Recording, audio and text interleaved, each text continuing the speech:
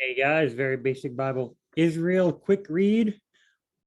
Instead of reading a specific book, we're going to start where the kingdom of Israel is divided into two: Judah on the south, Israel in the north, and go until Israel in the north is exiled.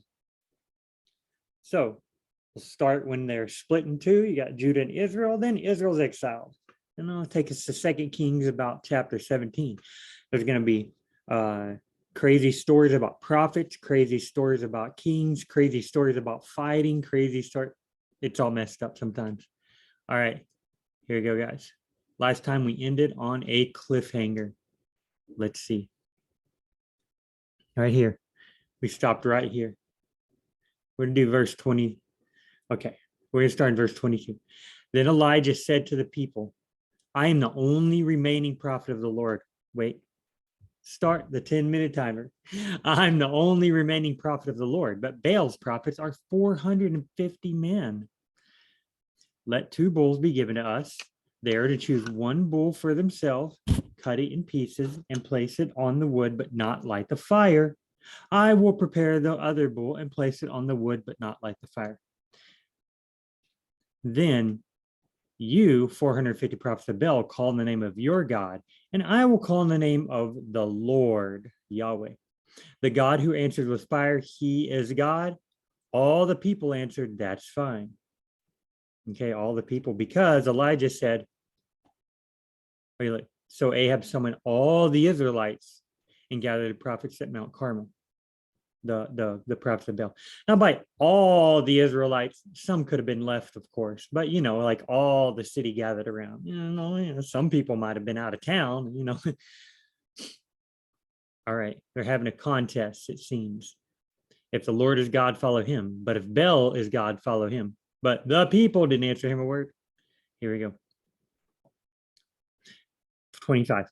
Then Elijah said to the prophets of Baal, since you are so numerous, choose for yourself 1 bull and prepare it first.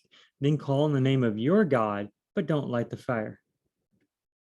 So they took the bull that he gave them, prepared it, and called on the name of Baal from morning until noon, saying, Baal, answer us.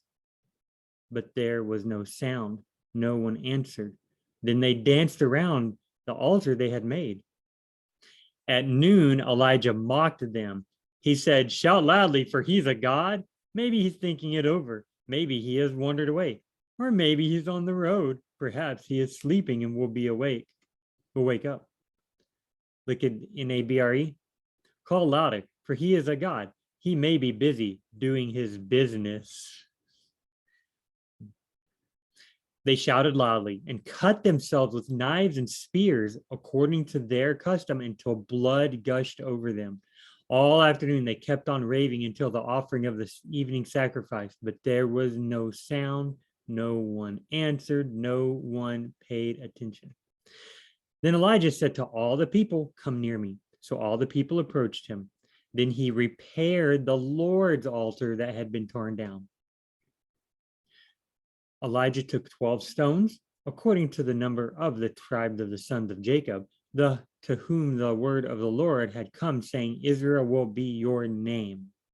Jacob's name was changed to Israel. That's where the 12 tribes started from. And Elijah built an altar with the stones in the name of the Lord. Then he made a trench around the altar large enough to hold about 4 gallons. I believe that's for enough 2 measures of grain. 2 measures. Next, he arranged the wood, cut up the bull, and placed it on the wood. He said, fill 4 water pots with water. Wait, they're in a drought. It hadn't rained for 3 years. Where is he going to get water? And pour it on the offering to be burned and on the wood. He's going to pour this water on there and burn it up. This is valuable water. Then he said a second time, and they did it a second time. And he said a third time, they did it a third time. So the water ran all around the altar. He even filled the trench with water. At the time for offering the evening sacrifice, the prophet Elijah approached the altar and said, Lord, the God of Abraham, Isaac, and Israel, Today let it be known that you are God in Israel, and I am your servant, and that at your word I have done all these things. Answer me, Lord, answer me, so that this people will know that you, the Lord, are God, and that you have turned their hearts back.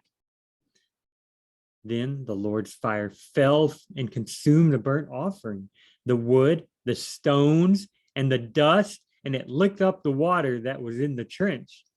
When all the people saw it, they fell face down and said, "The Lord, he is God. The Lord, he is God."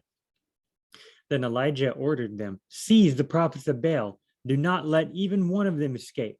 So they seized them, and Elijah brought them down to the Wadi Kishon and slaughtered them there. Man, no forgiveness for them guys. I wonder if they'd asked for forgiveness. Probably. Elijah said to Ahab, "Go up, eat and drink, for there is the sound of a rainstorm." So Ahab went to eat and drink, but Elijah went up to the summit of Mount Carmel. He bent down on the ground and put his face between his knees. Then he said to his servant, I guess he's got a servant following him around. That's normal, probably. Let me see. Servant. Yeah, okay. Go up and look toward the sea. So the servant went up, looked, and said, "There's nothing." 7 times Elijah said, "Go back." 7. On the 7th time, he reported, "There's a cloud as small as a man's hand coming up from the sea." Then Elijah said, "Go and tell Ahab, get your chariot ready and go down so the rain doesn't stop you." I guess Elijah was on the mountain somewhere eating and drinking. Probably had houses everywhere. He's the king. In a little while, the sky grew dark with clouds and wind, and there was a downpour. So Ahab got in his chariot and went to Jezreel. His chariot went to Jezreel down a mountain. That's just the power of the Lord was on Elijah, and he tucked his mantle under his belt and ran ahead of Ahab to the entrance of Jezreel. Man, dude was trucking it. God was like, "I'll give you power to run, buddy." Ahab told Jezebel everything that Elijah had done and how he had killed all the prophets with a sword. So Jezebel sent a messenger to Elijah, because Elijah was at the gate. This might have been another day or the next day, Elijah is probably somewhere else, saying, "May the gods punish me." So Jezebel said to Elijah, "May the gods punish me and do so severely if I do not make your life like the life of one of them by this time tomorrow." One of them, one of the prophets. In other words, if you're not dead tomorrow, then may the gods punish me. Then Elijah became afraid and immediately ran for his life. When he came to Beersheba, that belonged to Judah, he left his servant there, but he went a day's journey into the wilderness. He sat down under a broom tree and prayed that he might die. He said, "I have had enough. Lord, take my life, for I am no better than my ancestors." He's getting depressed. Then he lay down and slept under the broom tree. Suddenly, an angel touched him. The angel told him, "Get up and eat." Okay. Then he looked, and there at his head was a loaf of bread baked over hot stones and a jug of water. So he ate and drank and lay down again. Then the angel of the Lord returned for a second time and touched him. He said, "Get up and eat, or the journey will be too much for you."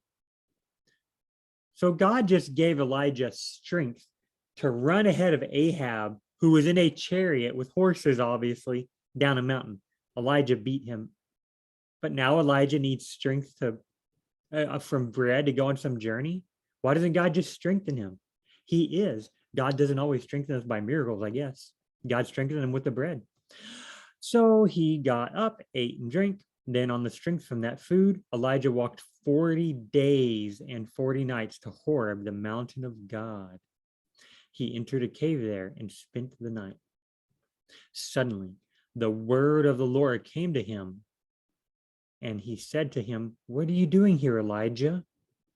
Elijah replied, "I have been very zealous for the Lord God of armies, but the Israelites have abandoned your covenant, torn down your altars, and killed your prophets with the sword. I alone am left, and they are looking for me to take my life." Elijah sounds like Obadiah. Then the Lord said, right here, the Lord, Go out and stand on the mountain in the Lord's presence. At that moment, the Lord passed by. A great and mighty wind was tearing at the mountains and was shattering cliffs before the Lord, but the Lord was not in the wind. After the wind, there was an earthquake, but the Lord was not in the earthquake. And after the earthquake, there was a fire. Elijah must be freaking out. Wind, earthquake, fire. But the Lord was not in the fire. And after the fire, there was a voice, a soft whisper. When Elijah heard it, he wrapped his face in his mantle and went out and stood at the entrance of the cave. So God was like, hey, go stand outside the entrance to the cave. Right then, wind, thunder, earthquake, fire. Then he hears a small whisper. Then he goes and stands at the entrance of the cave like God told him. Suddenly a voice came to him and said, what are you doing here, Elijah? Okay, he's going to repeat himself. We got about 3, 2, 1. Okay, there we go. Okay, guys, very basic Bible done for now. We'll get to Elijah repeating himself, and then we'll hear the rest of the story there. But for now, remember, if you want more teaching, if you want verse by verse, if you want detailed, if you want more explanation, exegesis and all that, scroll down just above the comments. You will see internet links. Copy and paste them into your browser and go and learn your heart away. Okay, guys, we'll see you on the next very basic Bible